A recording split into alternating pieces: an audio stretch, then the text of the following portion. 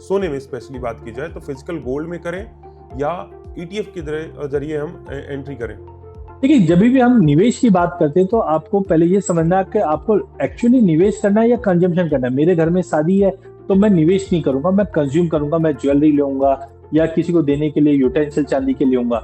लेकिन जब आप निवेश की बात करते हैं तो निवेश में हम रिटर्न देखते हैं कि मैंने आज निवेश किया, मुझे 18-20%, 12-15% का रिटर्न मिलेगा, मैं निकल जाऊंगा। तो अगर आप कंजम्पशन के पॉइंट ऑफ व्यू देखते हैं तो मेरी सलाह है, बिल्कुल आप सोने चांदी को करंट लेवल से लेके चलिए। आपको अगले साल भी डबल डिजिट का रिटर्न्स मिलेंगे।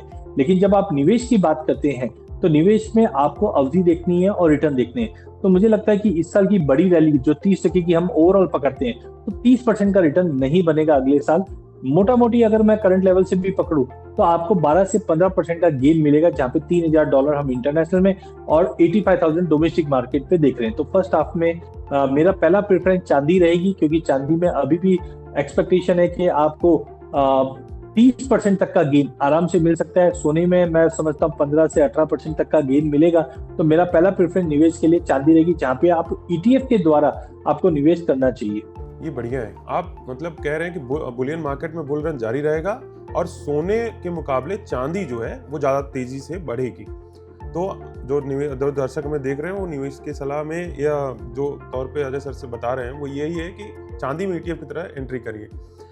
सर, एक आखिरी सवाल ये है कि अब जब हम निवेश के पूरा एनालिसिस कर रहे हैं तो न्यू ईयर रेजोल्यूशन के तौर पे कमोडिटी मार्केट में जब हम एंट्री करना चाहते हैं तो किन बातों का ख्याल रखना चाहिए बतौर यंग इन्वेस्टर? देखिए, कमोडिटी मार्केट में जब निवेश करते हैं तो सबसे पहले आपको ये समझना है कि इन्फ्लेशन आपको देखना है, इन्फ्लेशन साइकिल क्या है। सेकेंडली, जब आप कोई भी अकाउंट ओपन करते हैं, आज फ्यूचर्स पे भी अवेलेबल है प्रोडक्ट।